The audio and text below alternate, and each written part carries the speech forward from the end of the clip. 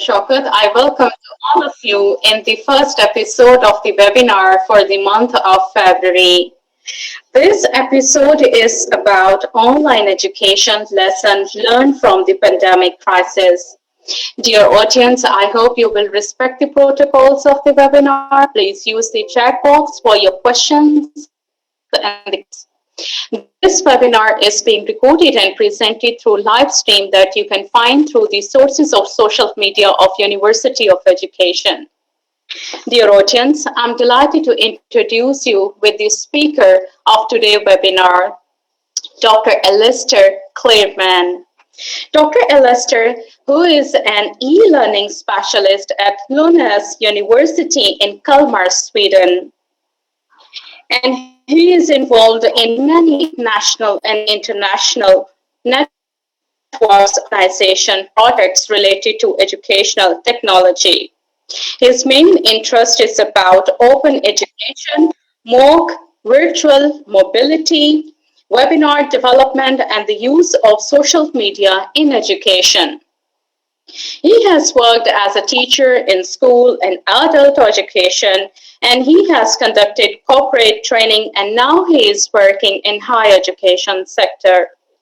Dear audience, as you know, this pandemic effect has shifted the traditional learning and the teaching paradigm, and with its huge impact on education sector, it has restricted 1.5 billion students in the world to take physical classes as reported in the World Economic Forum 2020. This transformative change serves as learning and the teaching revolution for students and educators. And it's a challenging phase for them to effectively fulfill the learning outcomes with good quality of education in virtual setting. Dr. Alistair's session is providing some effective ways to combat with this learning crisis by using appropriate transformative pedagogy while online teaching and learning. Very warm welcome, Dr. Alistair, and over to you. Thank you. Okay, thank you very much. Salam alaikum. Greetings from a rather cold southern Sweden. There's snow outside, and it was minus 15 when I looked a few minutes ago. It'll warm up because it's blue sky and sunshine. It's rather nice. Anyway, it's a privilege to have a chance to speak to you all in this forum. I've seen some of the webinars in this series. You seem to be very active, and that's. I'll be talking a little bit about that sort of phenomenon in a moment. So I'd like you to please feel free to put questions in the chat, and Sadia can field them for me, and I'll try and stop regularly. It's not all me talking, and I've got a little poll for you as well. So let me go over and share my screen.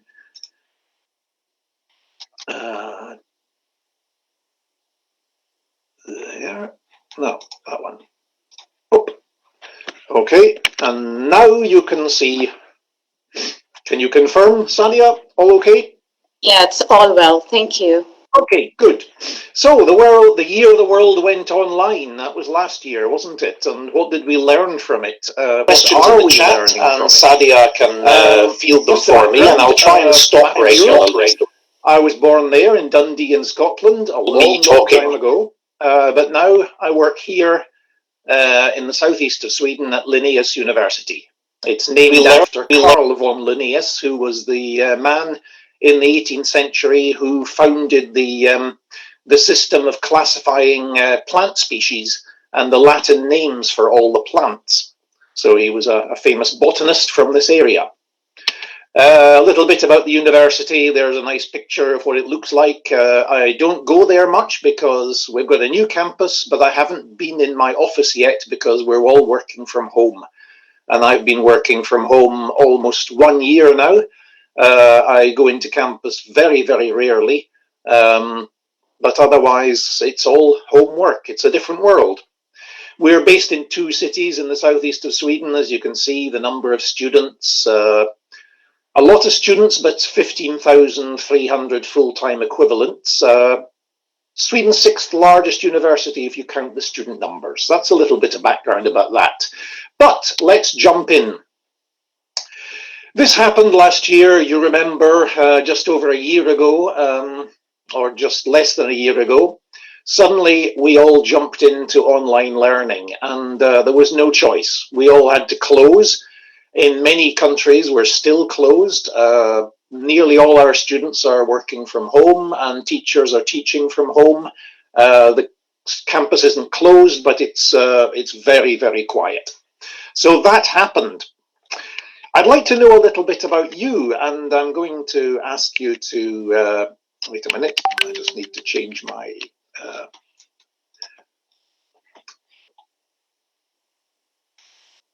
I'd like you to answer a question. What have you learned from the digital transition of 2020?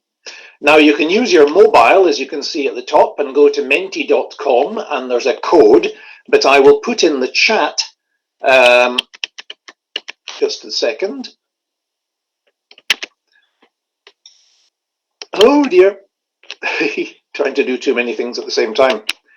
I will go to the chat in a second. Where is the window for the meeting? I can't find it. There it is. And in the chat, there is a link, and that'll take you straight to this this window. And if you go straight to the link, could you write what things have you learnt from the past year in terms of teaching, in terms of how you work and how you teach? And you can write more than one comment. So you can either go to this link here and put in a code, or you can follow the link in the chat. Yeah, so we have a very active faculty here. Could you please respond to Dr. Alistair? So what are your experiences of teaching? Yeah.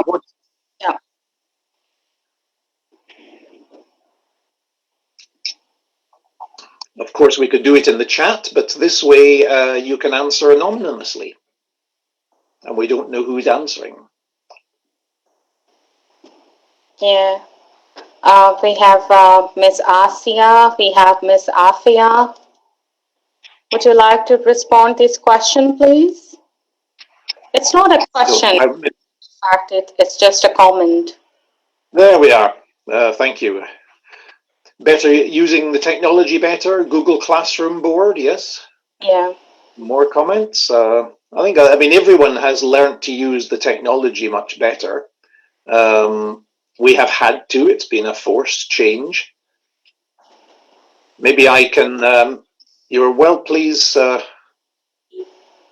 Maybe I should continue, and I'll get back to that. But please answer here. It would be nice to see what you think.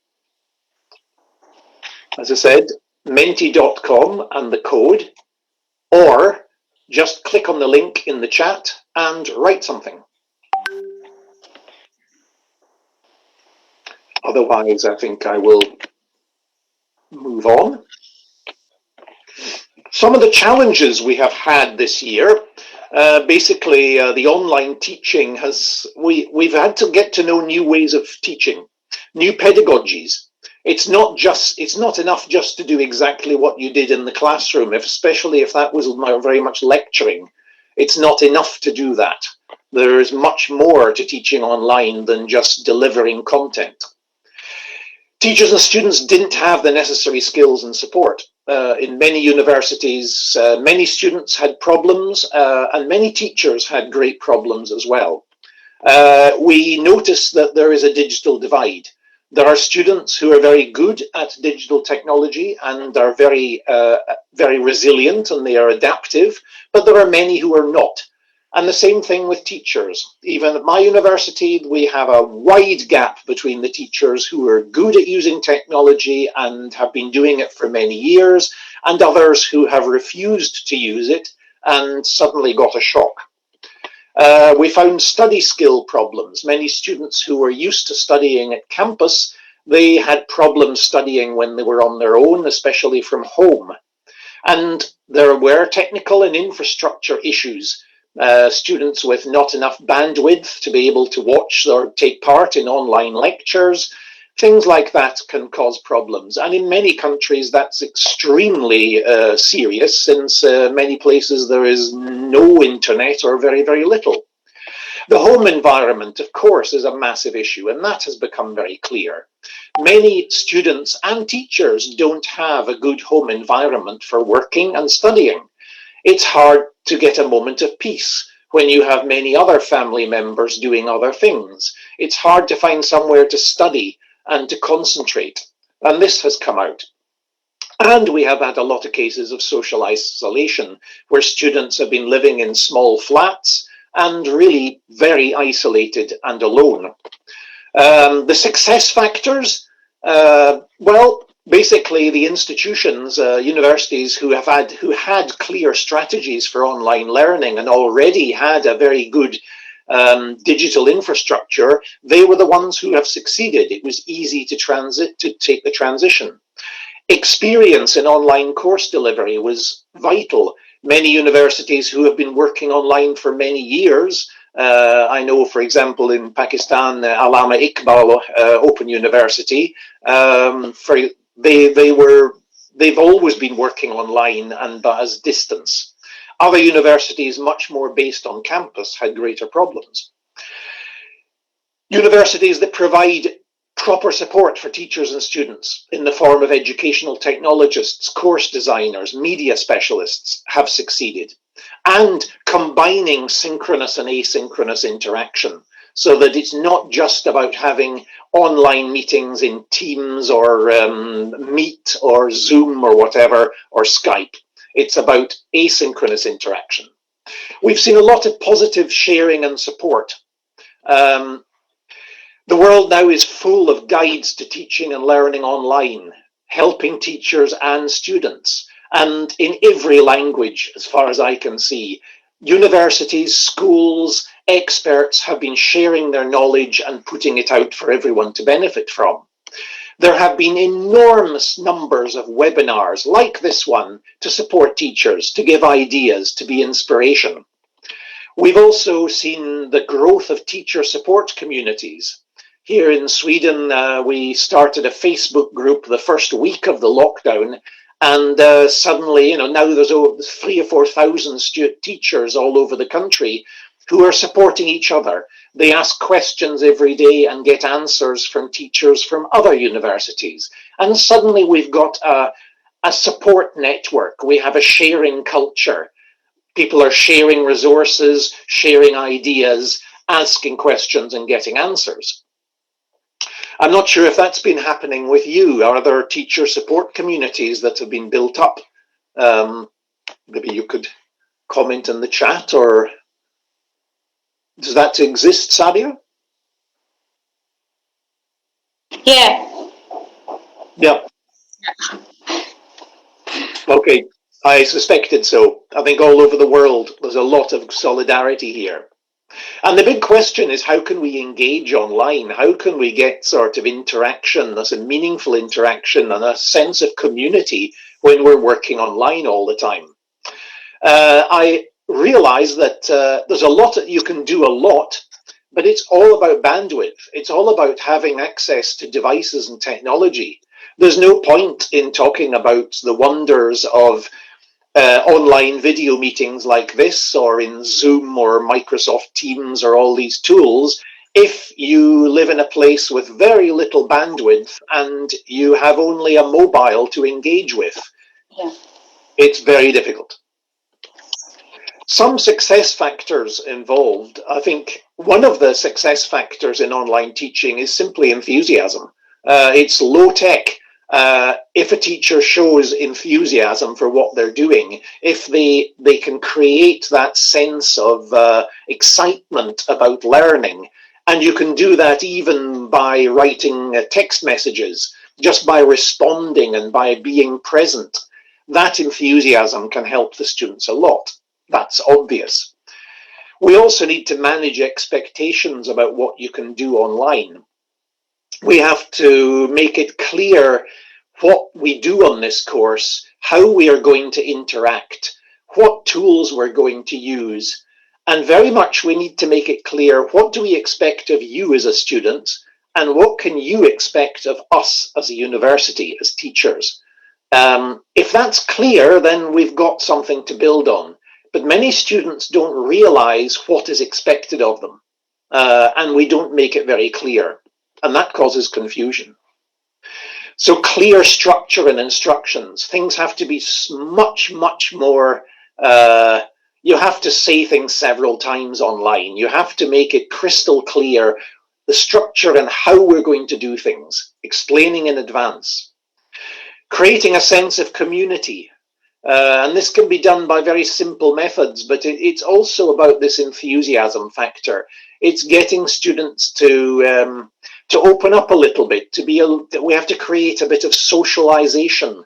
We have to remember that learning is a social process and we need the help of each other and the support of each other. So simply just creating that community where we like each other's comments, we give positive feedback, we encourage each other, makes a big difference.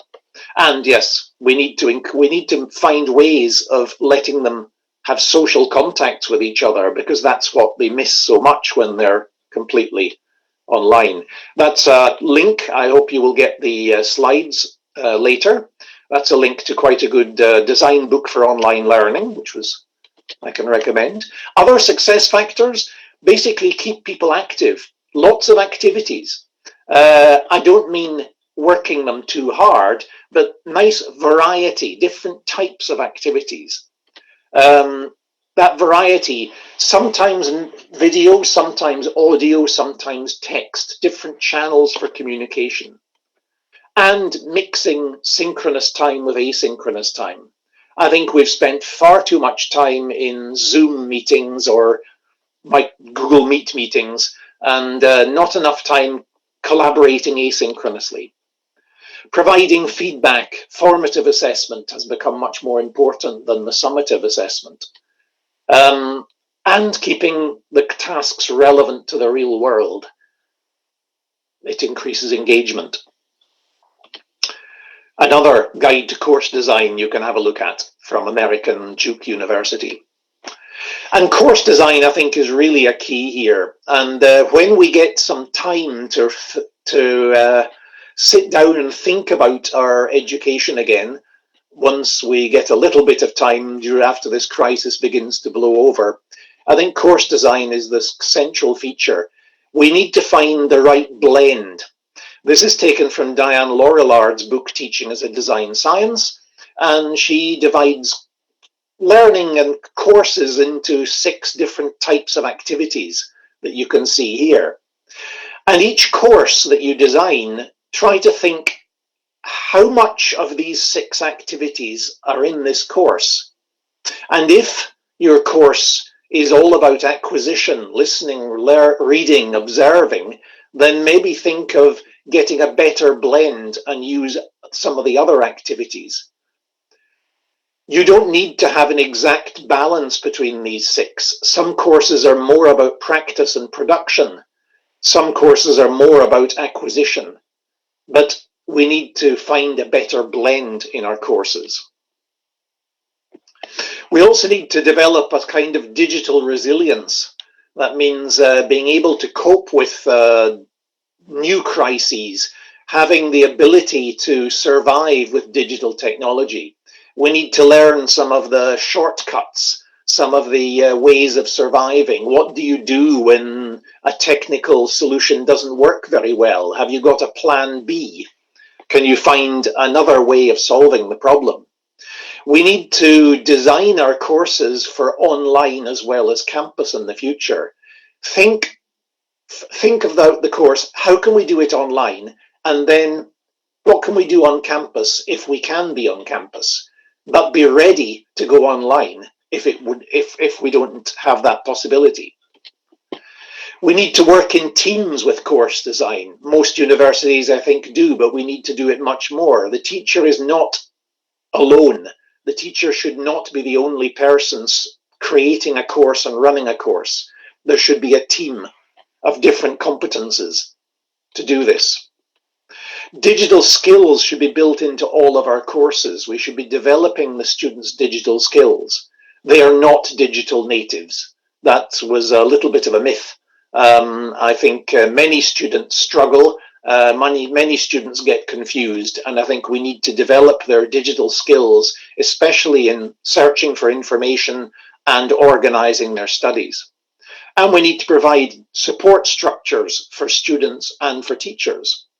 Maybe for our distance students, we need local support in communities. That depends all over the world on the circumstances. But local libraries and community centres can become learning centres with people who can at least help students get online, help them to understand what they're doing, give them somewhere to study, basically, that is a little less busy than the home. I'd like to just pause a second and see if are there any questions or anything. We've got, I go back to the, yes, here we have some. Sadia? Yes, we have some more questions here. Yeah. Please tell me. Okay, so the first one we have learned to better use technology using Google Classroom Board. The next one, initially, it was too hectic. Later on, I learned to use it more effectively and no more relaxed than before.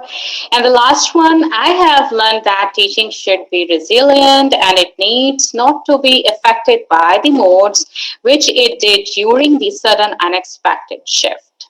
Yeah, well, that's good to hear. I think that's the same experience as many of our teachers have had. It wasn't so bad once you got going. And I think we are learning all the time.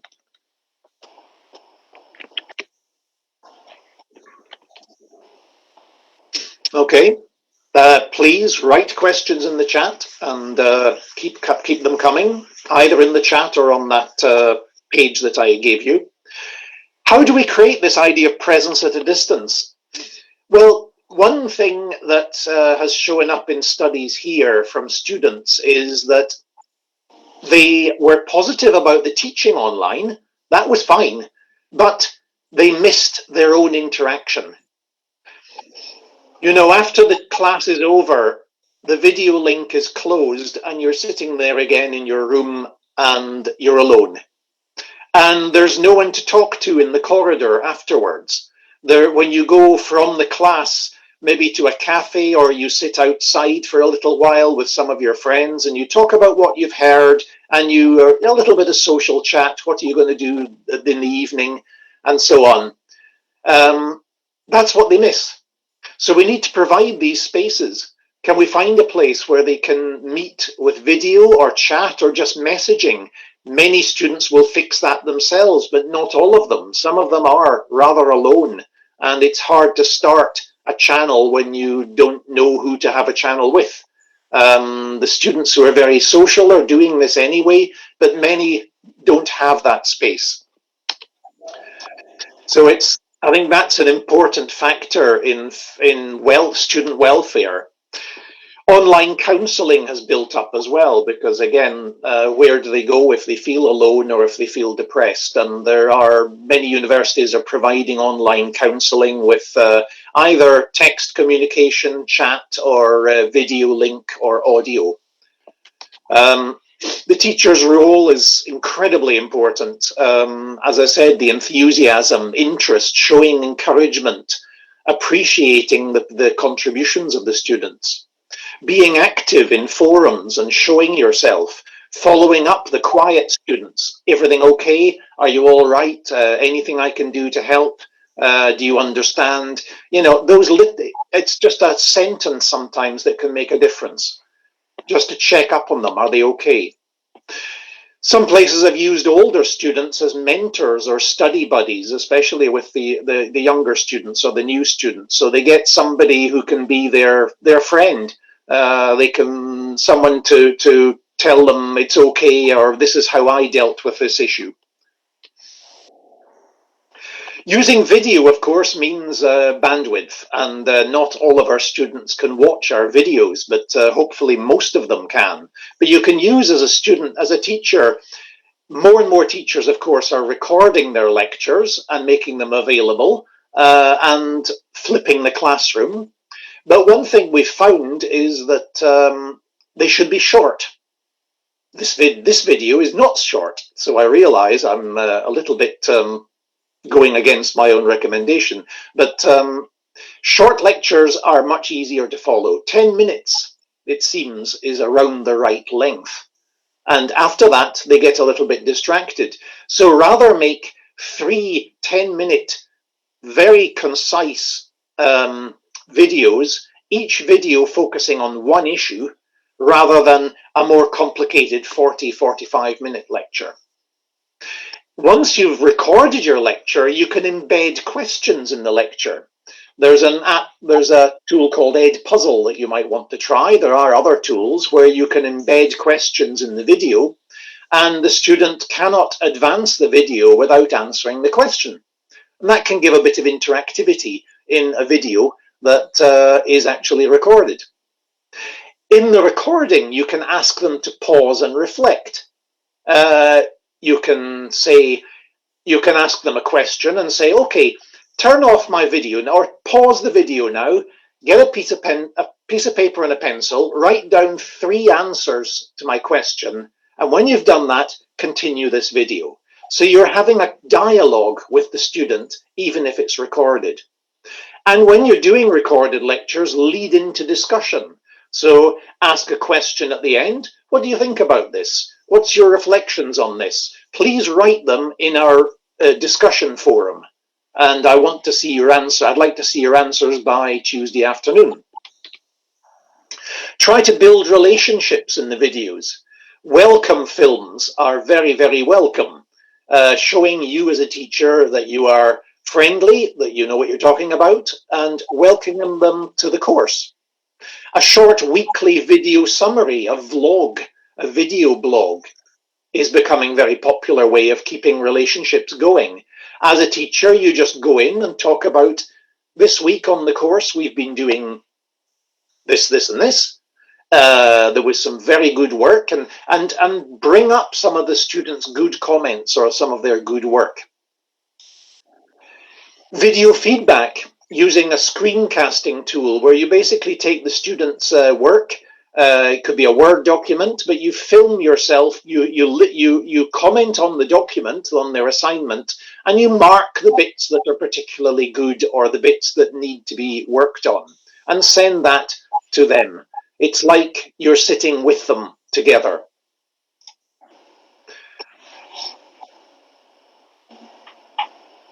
How are we getting on? Nothing there. It's good if you please any comments in the chat, and Sadia will tell me. Just stop me at any time.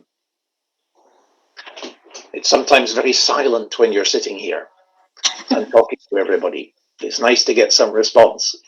Our learning management systems, and by that I mean things like Moodle, Blackboard, Canvas, there are many of them. We need to raise the bar. An awful lot of the time, teachers are using the learning management system as just a place to store a lot of files, or there's nothing but text in it. It's not very exciting. It should be the hub of all the course activity. There should be a lot going on in the learning management system, and the students should see that. And it should be a multimodal arena. We need video, audio, sharing. It needs to have variety, not just a massive amount of text everywhere. Put in some pictures, include a video, include some audio, all these things that I was talking about in the last slides. Try to make it, give variety in the learning management system. And make it active learning, using the forum, the quiz, the wiki function. There are many, many functions in all learning management systems that we don't use enough. And that it's very important that the educational technologists in the university tell the teachers and help the teachers to use some of the functions that promote active learning. We can do a lot more with our learning management systems than we do at the moment. But it needs time, it needs competence development. And we don't have so much time at the moment, I think. We also need to review our course material in terms of inclusion and accessibility. Who are we leaving out? By using different media, we can help those who have maybe accessibility problems in terms of bandwidth. So that if you produce a video, try to also include a transcript of the video, so that somebody with low bandwidth can read it rather than watch the video. The texting that we have on this in Google Meet at the moment is extremely good and provides subtitles for what I'm saying here at the moment. So the alternatives to video, subtitling, is our material mobile friendly? Have a look. What does your learning material, what do your resources look like on a mobile? Because that's probably what your students are looking at. More focus on low bandwidth asynchronous communication. We can communicate, we can work together in things like Google Drive, Office 365, the various platforms for that, where we can work by text asynchronously and collaborate on writing articles and doing assignments. Also, if you have video, if you have resources that take a lot of bandwidth, give them the chance to download it so that they can watch it offline later. We're going to see a shift in terms of exchange activities. I've been working quite a lot with virtual exchange, and this is about students working at other universities, but digitally. And today, I'm afraid, it's the only way to do it. And I'm not sure we're going to go back to a lot of physical exchange visits in the future. The environmental aspects are very important. We can't continue flying around the world as we used to do. And I think we have to work much more with virtual exchange. And the benefits of virtual exchange are that all students can get international experience. No matter where they are, it's possible to work on an international a mini project or some kind of exchange activity between, for example, Pakistan and Sweden, where students can work on some part of their course together and get credits for it, but they don't travel. It's wonderful to travel, but the problem with normal physical exchange is that only a tiny % of our students get the chance to travel abroad. But we can give all of them the chance to get international experience by virtual exchange. It can be in different forms. It could be small projects, it could be larger projects, it could be a whole course, it could even be a joint degree. It's, of course, sustainable and inclusive. People with, for example, physical handicaps who couldn't possibly go on an international exchange visit, but they can be part of this type of exchange.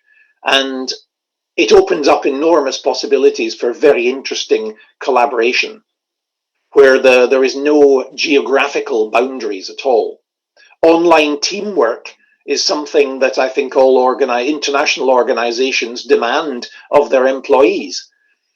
If we get experience of working in online global teams, then that's a very valuable skill for our students to have when they go onto the labor market, a merit for future career.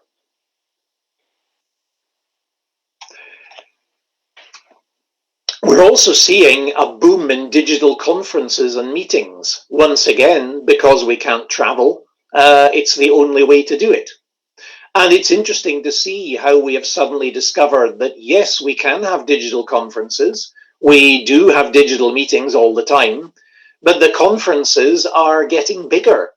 Many conferences that used to be very expensive and exclusive are now open to almost anyone, and the costs are much, much lower. There are also, when you have a digital conference, you don't have the barriers. Travel, hotels cost a fortune. Most people in the world can't afford to go to international conferences. Then there are visa restrictions between certain countries. It can take weeks, if not months, to get a visa to go to, say, the USA or to the UK or somewhere. It's not easy. And that excludes a lot of people who could contribute to the conference. Digitally, they can contribute. Much lower costs for everybody, and global involvement, and there are different forms of participation. It doesn't have to be full video all the time. It can be small groups working asynchronously on a document. There are many possibilities here. Excuse me. If you're interested in more about planning and running online conferences, a group that I belong to, the Network for IT and Higher Education in Sweden, we've got a little guide, and there's an infographic you can download which has sort of short, simple tips, and the guide has more tips and in more detail. So, moving forward to finish off with, what we need are national and institutional digital strategies. It has to start at the top. We have to realize that digital is not just it's not an option anymore. It's default. Digitalization is part of higher education. Higher education is digital. We need strategies. We need to have a sort of, we can't all sit and work it out ourselves. We need guidance from above. We need financing, and the institutions also need to have their own strategies. It's beginning to happen here, but we're still working on it. And part of that, or a key part of that, is teacher development and support. At the moment, this is difficult because teachers are struggling just to keep their heads above water. There is so much to do, there's a lot of pressure, and it's very difficult to find time for development. But one day we're going to have to face this. All our teachers need more development and support. That depends on good digital strategies. We also need to find better student support to stop students being isolated, to help them in online studies. It's not just go back to campus and go back to the normal again. We're not going to do that. The world isn't like that anymore. We need to work with course design in teams with different competences. And we need to build in greater flexibility in our educational systems, providing campus, distance, or even hybrid solutions, mixing campus and distance. That means our campuses have to be re-equipped to be able to cope with that, and it demands the teacher development and support to be able to do this. And we need to develop better digital learning spaces. Some of them are not very exciting. Some of them are not very stimulating. How can we improve them? And we cannot return to normal because normal was the problem. That is a greater global issue, but we have to move forward, not just go back to what we had before. We have to think of new solutions because the world has changed and will continue to change. My digital footprints are pretty easy to find. I write regularly on learning and technology on a blog. My university profile with a lot of publications is there, and I use Twitter for professional uses. I tweet about the links I find that are useful in my work and hopefully useful for you. So, bahut shukriya. And I can close this presentation. Thank you so much, Dr. Alistair. Dear audience, now it's a time for the questions. You can put your questions in the chat box, or you can directly talk with the speaker.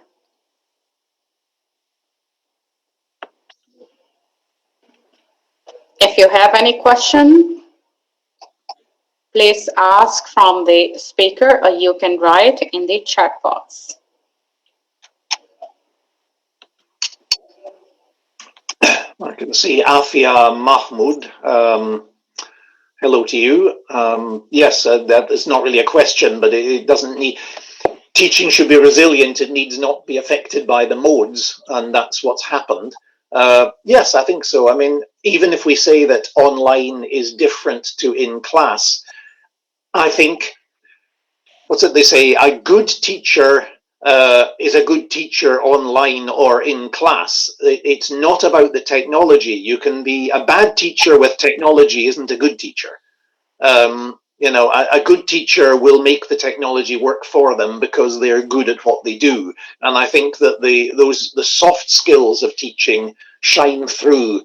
And I think often your students will forgive you if you are not so good with the technology, but if you have that enthusiasm, if you have that energy, and you can compensate for the technology not being perfect. Yeah, there is another question from Ms. Safia. How can we make assessment more effective during online teaching?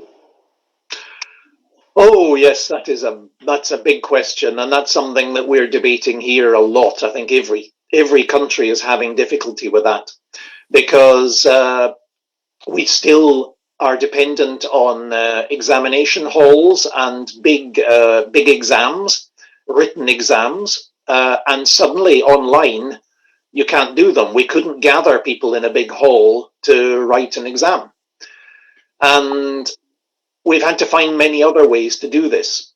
We've had exams being run on Zoom where we have volunteers looking at the students as they're sitting at home writing away, on their computer.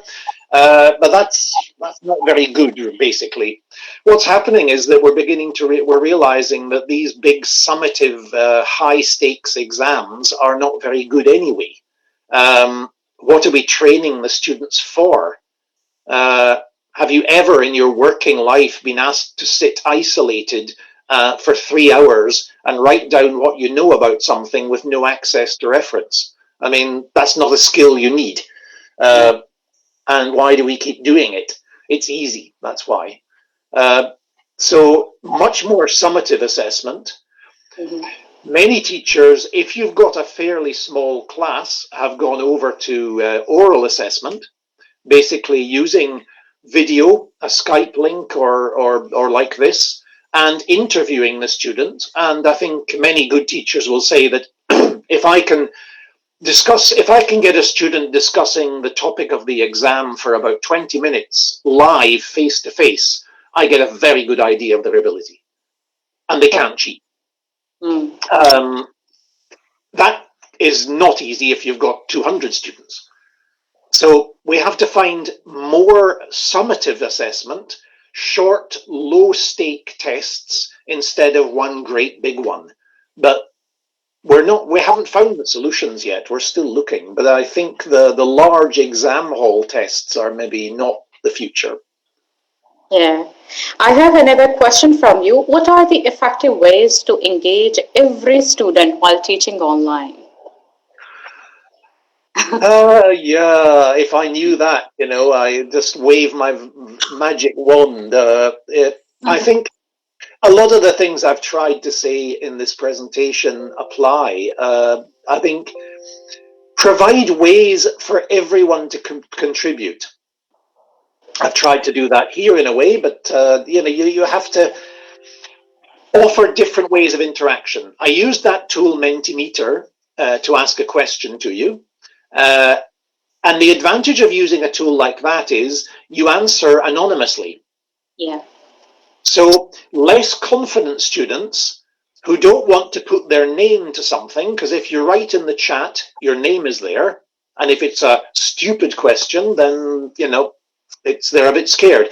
In a tool like Mentimeter, everyone can answer anonymously, and you can dare to write something. You can use other techniques in the chat. One thing I've tried is I ask a question and I say, I want you to write your answer in the chat now, but don't press the return button until I say. So I give them a little while to say, right, has everyone got their answer now? Are you all ready? 5, 4, 3, 2, 1, go. And the chat just fills with comments. that means that gives everyone a chance to say something. Because often if you ask people just to write in the chat, only the confident ones will write. So there are many little techniques to get everybody on board, but also give them a chance to follow up after the webinar, after the video session. Where do we go to chat about this afterwards, or to write comments? Because the quiet students, they will comment maybe a few hours later when they've thought about it. Yeah. So I have another question followed by the first one. How can the teacher possibly motivate the learners as they lose their interest quite frequently during the online interaction? Okay, thank you, Sieda. I think variety, once again, changing activity. I would not normally talk as long as I've talked today without I try to sort of break it up. I try to get group activities going. We use breakout groups a lot in teaching. That depends on everybody having good internet access, but then they can speak and discuss with each other. So that try to do it in little blocks. Like if you're going to talk a lot, talk for a short time, give them an activity. Talk for a short time, give them an activity, give them something to report back on, give them let them go away in groups and think about it. You can even actually be silent. Just ask people to write down their ideas on their own.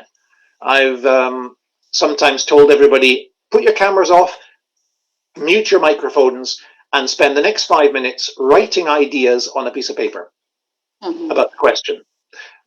5 minutes afterwards, I'll say, right, cameras on, microphones on, what have you, and I'll then get them into pairs where they will talk to each other about what they have been writing. And then we come into the open discussion because they've had time to talk about it and they've had time to develop their ideas. So that keeping them, don't confuse them.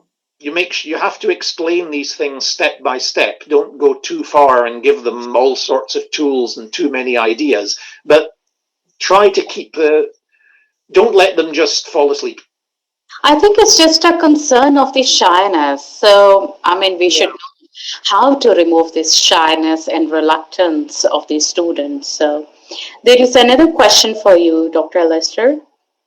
It's about the summative assessment. Usually we are using the MCQs and we are giving these MCQs for the midterm and for the summative term. So one of our faculty members, she is asking, are they good as a tool of assessment if we are just choosing the MCQs for the students? And another faculty member, Miss Afia, she is an English teacher. And she believes that writing skills are different and we measure the writing skills through other assessment tools rather than the MCQ. So what are the other ways to conduct exams for the English students? Language. Yeah, I mean, developing writing skills is so important, of course. And I don't suggest that little summative of tasks are going to replace that. They have to be able to show what they can do in terms of writing. But we have the problem of plagiarism. It's all over the world. It's a human activity. Human beings are incredibly good at cheating in every part of society. And I think the key is to give them tasks that are hard to find ready answers to, more reflective, personal, and based on situation, so that you can't just copy it from somewhere. The reflection is important.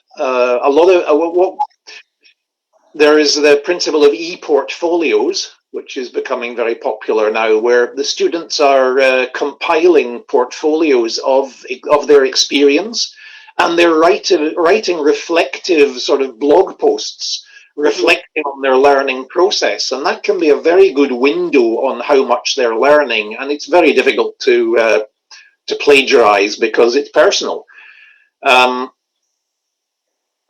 But as I said, we're looking for answers here.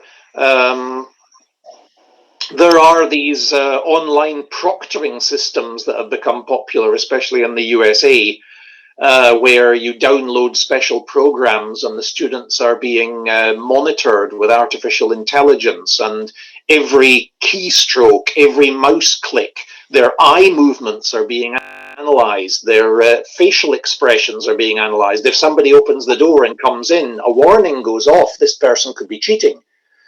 And that's horrible. I don't think that's the way to go.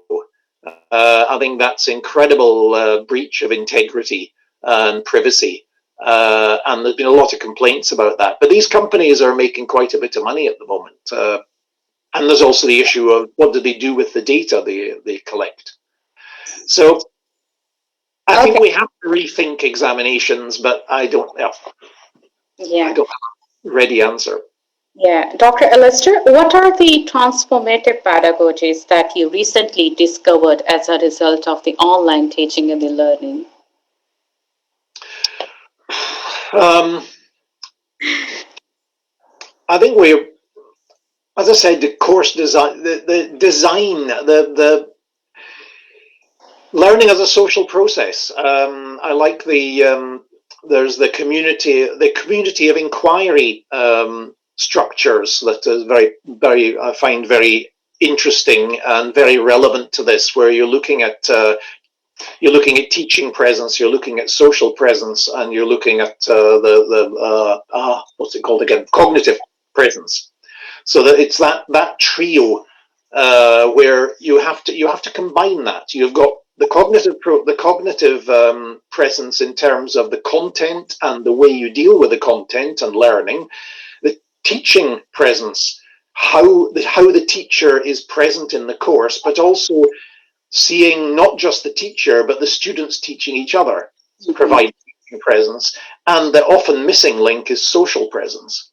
And I think we're not focusing enough on the social side, because we learn through emotions. And you can have the best designed course on earth, but if the student doesn't have that emotional involvement, they're not going to learn. Yeah, agree. I don't know if I've answered your question properly there, but I think that we need to see that whole instead of just focusing on content and delivery of material. Yeah, I have a last question from you. How can we make students active and responsible during online learning? As I said, it takes time. I think it's difficult to get them active and responsible in their first year. They're often very inexperienced. They don't know how to do it. They need to be guided. There's a very good idea. There's someone, I'll just put quickly in the chat. You can look her up. Gilly Salmon. Okay. English researcher. She's written several books. One is called E-tivities. But she's very famous for her 5 steps of online interaction, and she shows a sort of 5-step model for building up the students' ability to collaborate and work together. And you have to go through those stages, and sometimes first-year students, maybe it'll take the whole year to get them into a sort of collaborative mode. Older students might adapt quicker. The younger students have a lot to learn, and it's difficult for them to collaborate when they still don't have the basic knowledge. But it's a stage process. Yeah. Dear audience, if you have any question, please let me know. Okay, anyhow, thank you so much, Dr. Alistair. On behalf of University of Education, thank you so much for accepting my invitation and conducting a terrific session on online education and lessons learned from the pandemic crisis. That's a need of the current scenario for distance learning. Thank you for sharing the latest techniques and the pedagogies to design effective teaching session to achieve the excellence in online teaching. And thank you so much once again for being here with us. Thank you. It's always nice to travel the world from my own little room here. And I suppose a lot of people will be watching this as a recording. If they want to add to that Mentimeter page that we had, I can watch it for the rest of the day and see if anything else turns up. But I suppose most people will watch a recorded version. So thank you, and I hope that was of some interest and help. Thank you so much, Dr. Lester. Thank you. Bye-bye.